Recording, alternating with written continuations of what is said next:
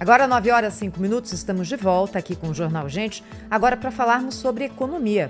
E o nosso convidado é o deputado Cláudio Branchieri. O professor Cláudio, economista do Rio Grande do Sul, deputado estadual também no Rio Grande do Sul e que tem uma longa carreira ligada também à academia em ciências econômicas. Deputado, seja bem-vindo aqui ao Jornal Gente. Bom dia, muito obrigada por falar conosco. Bom dia, obrigado pelo convite, bom dia a todos aí. Vamos lá, estamos à disposição. Então, bora lá, porque época de fim de ano é época da gente fazer balanço e, nesse momento, a gente faz o balanço do que aconteceu com a economia brasileira em 2023. A gente vai terminar com o PIB melhor do que se esperava no começo do ano e algumas dúvidas em relação a 2024, por causa da desaceleração da economia agora no segundo semestre e também do risco fiscal. No copo mais cheio, mais vazio, que lado do copo que o senhor enxerga, deputado? Eu conheço bem, assim, as ideias econômicas por trás da política econômica implementada pelo presidente Lula, né? Então é difícil para mim enxergar o copo meio cheio. Eu tenho uma tendência, porque já sei que esse caminho não leva a bom lugar, a enxergar o copo meio vazio. Porque se nós pegarmos o crescimento esse ano de 2,9%, um terço dele foi o desempenho do agro. E o desempenho do agro esse ano foi absolutamente extraordinário. O agro cresceu 15%.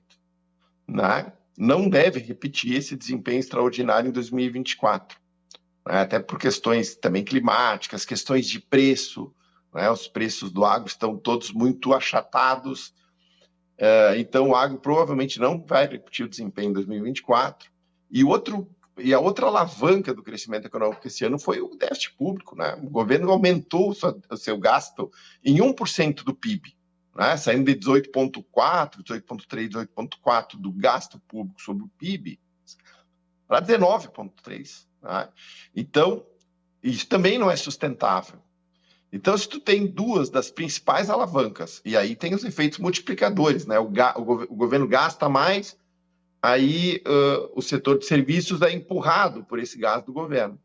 Então, as duas principais alavancas de crescimento este ano foi o crescimento do agro, a primeira, forte, né, para mais de 20% no primeiro trimestre, vai crescer 15% no ano, e o gasto público, cuja trajetória de aumento é insustentável no curto prazo, que dirá médio e longo prazo.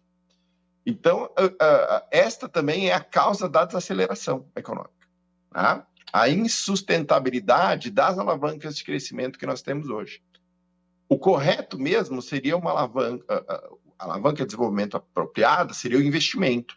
Né? Um investimento forte, aumentando a nossa capacidade produtiva, geração de emprego, infraestrutura e assim por diante. Só que o investimento está caindo. Né? O investimento, não, desde a eleição do Lula, ele está não está desacelerando, ele está caindo, ele está derretendo. Então ele vai ter um desempenho ruim e nada sinaliza que vai melhorar o ano que vem. A Selic seria, digamos assim, a boa notícia da vez. Né? Mas eu tenho uma tendência a olhar o copo meio vazio. Deputado, muito bom dia, bem-vindo aqui ao nosso programa. Eu tenho, às vezes, a sensação que este primeiro ano de governo do Lula é um ano meio estranho, porque o presidente Lula não conseguiu entregar nada. Né? Um ano de governo, ele não inaugurou nem reforma de casa de boneca. A gente assiste, de outro lado, assim, uma espécie de corrida ao ouro, né? Um aumento brutal de despesas em setores, por exemplo, como o governo parte para cima da sociedade, tentando taxando, aumentando impostos, etc. e tal, e inclusive cancelando renúncias fiscais e tal. E aí libera, por meio de renúncia fiscal, 16,5 bilhões de reais para que artistas famosos que o apoiaram financiem as suas atividades. Né? É isso mesmo? O senhor tem também essa sensação? Quer dizer, o que a gente vê é um aumento bastante significativo do gasto público neste primeiro ano, um rombo que o governo admite de 177 bilhões, mas ninguém acredita que seja apenas isso, né? Que passe dos 200. Queria que o senhor desse uma panorâmica aí sobre que país é esse que a gente está vivendo ainda nós não fomos capazes de perceber. Pois é. Então, o governo do presidente Lula, ele é pródigo em gastos supérfluos, né? Então, quando a gente vê todo esse aumento do gasto, geramos um déficit lá de quase 200 bilhões. Construímos estradas, construímos portos, como é que foi? A infraestrutura melhorou? Nada disso aconteceu, né? Foram recursos que se dispersaram na economia, né? Tipo aquele gasto supérfluo da família, que tem aquele momento de felicidade, mas depois fica a conta para pagar, né? Então, eu concordo contigo, Cláudio, no xará, de que efetivamente o governo não está entregando, né? A perspectiva do governo, o governo aposta todas as suas fichas numa alavanca de crescimento baseada no crédito público direcionado via BNDES. Essa é a única aposta do governo, é a volta lá do Estado indutor da Dilma, do segundo governo dele, depois da Dilma, que não deu certo, que produziu escândalos de corrupção, que produziu grupos privilegiados, um deles ontem, inclusive, com perdão de 10 bi de multa, que é a JBS, foi privilegiado no governo Lula. Então é uma espécie de... É um remake de um filme que era ruim. A gente geralmente faz remake de filme bom, né? Mas esse remake aí que eu estou assistindo, é um filme péssimo, né? Que deu resultados ruins. Então o Lula, ele está muito... se você acompanhar as redes sociais do governo, cujo o secretário da SECOM, inclusive, é gaúcho, né? O Paulo Pimenta, é uma secretaria infantilizada que tenta, de certa forma, distorcer os fatos para o povo brasileiro. É uma agência de desinformação, hoje a SECOM, né?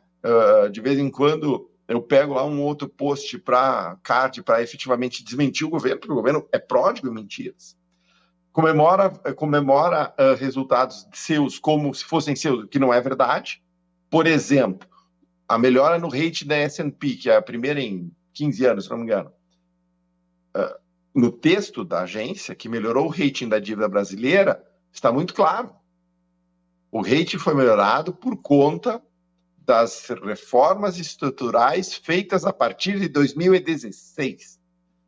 Tá? Este governo fez uma reforma tributária que tem vários problemas.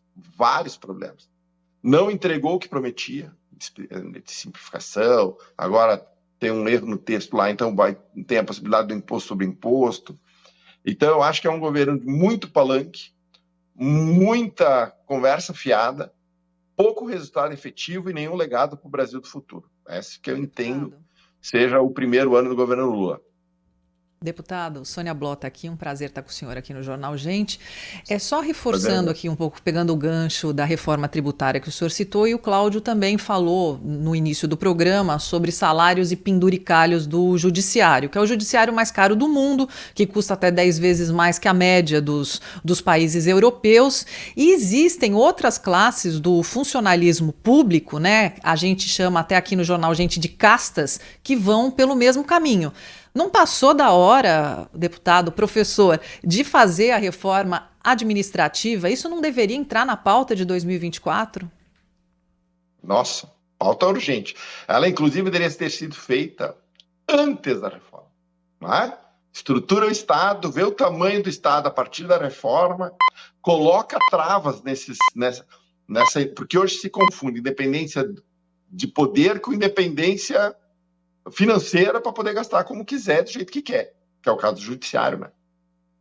Não é só um problema federal, também é um problema estadual. O judiciário cria para si mesmo privilégios, né? E aí você precisa, por uma questão de independência, o executivo repassa o 1/10 para o judiciário poder fazer lá a sua execução orçamentária e falta dinheiro para o resto, porque uma parte do judiciário pegou. Então, a reforma tributária, a reforma administrativa deveria ter sido já feita. Ela está sendo feita fora de ordem. Eu diria que dentro dessa reforma teria que se disciplinar o gasto dos outros poderes, e aqui o próprio legislativo. Porque se a gente pegar essas castas que tu acabou de falar, elas geralmente, né, não estão no executivo, não é a enfermeira, não é o professor, que é aqueles que prestam serviço mesmo, né? Não é o policial, militar ou civil, elas estão dentro dos outros poderes, ou do legislativo, pelos cargos onde né, o meu poder, ali também tem o salário médio do poder legislativo no Brasil e no Rio Grande do Sul é muito maior do que a do executivo, que é quem presta serviço para a população, e o judiciário, então, aí é uma casta de privilégios, né? E sempre um privilégio em cima do outro. Então, a gente precisa encontrar uma forma de frear isso, sem ferir a harmonia entre os poderes, né? E hoje todos nós entendemos que estes poderes que deveriam ser iguais, né, em termos de equilibrados, hoje tem um poder que se sobrepõe aos outros, porque decide sobre seu orçamento, sobre seu salário, sobre seus penduricalhos, sem responsabilidade nenhuma com o povo, se apropria do recurso público arrancado dos impostos e distribui para quem pertence ao poder. Acho que nós temos que ter uma reforma administrativa que equilibre isso e ponha travas nesta independência independência orçamentária que, na prática, cria essas castas de privilegiados aí nos demais poderes. Deputado Cláudio Branchieri, economista, conhecido como professor Cláudio, falou conosco aqui ao vivo no Jornal Gente. Oi, Cláudio. Eu posso explorar aqui o nosso convidado só com mais uma pergunta, claro. por favor? Eu queria saber, deputado, o senhor acredita mesmo nisso, de que o Brasil, do jeito que está, possa, como é que eu diria, até discutir e depois aprovar uma reforma administrativa como aquela que o país necessita? Porque, veja, quem a propõe é o Poder Executivo, é o setor público que vai propor, né? Ela vai tramitar no Poder Legislativo, que vai modificá-la, vai dilacerar qualquer proposta minimamente mais decente, né? Vai piorar muito o projeto, portanto, mas ainda que piore e tal, sairá dali uma reforma administrativa e que ela vai ser judicializada. Adivinha quem é que vai decidir sobre isso? O Supremo Tribunal Federal, poder público novamente. Quer dizer, como fazer uma reforma administrativa sem ruptura, né? Porque isso acontece daquelas reformas radicais, etc. e tal. Ou tem um presidente, como é o caso do Milei agora, e que chega mesmo espalhando brasas, né? E usando a sua liderança para impor a reforma que for possível. Ou como é que faz? O senhor tem esperança de que o Brasil possa mesmo legar uma reforma administrativa? Não, eu não tenho nenhuma, por várias razões. A primeira é porque o PT não quer. O Executivo, o governo federal já deixou claro que não quer reforma administrativa. Seria, então, mais um desejo do Lira, para deixar uma espécie de legado, né? Se mexer nos privilégios do judiciário, o judiciário hoje, com o superpoder que torna ela uma letra morta, né? Ela desfigura a reforma administrativa. Então, em que pese a gente ter a ideia de que há necessidade de se fazer uma reforma administrativa e acabar com privilégios, eu não tenho esperança de que isso aconteça. Como é que você faz? Eu acho que a gente tem que voltar a discutir aqui no Brasil. Eu sei que isso é perigoso, tá? Mas acho que tem que ser discutido uma nova Constituição. Tentar ali resolver isso reescrevendo a Constituição, porque hoje ninguém entende mais nada no Brasil.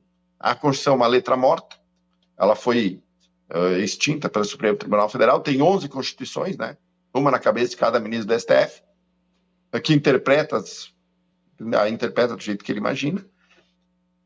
E aí, então, você vai criando um estado de coisas dentro do Estado brasileiro, onde grupos incrustados dentro da administração, grupos de interesse acabam puxando para si privilégios em detrimento da população. Então, hoje a população vai pagar mais imposto, a carga vai aumentar. O ano que vem vai aumentar a carga tributária, se estima entre 1% e 1,5%. Os estados estão quebrados, o estado do Rio Grande do Sul, por exemplo, tem um problema fiscal grave. Outros estados têm problema fiscal grave. Santa Catarina tem problema fiscal grave. Minas Gerais tem problema fiscal grave, ou seja, os estados estão quebrados. E o serviço para a população só piorou, né? Não melhorou, a segurança não piorou nesse governo. Então, a gente precisaria reestruturar, pensar um novo modelo de Brasil.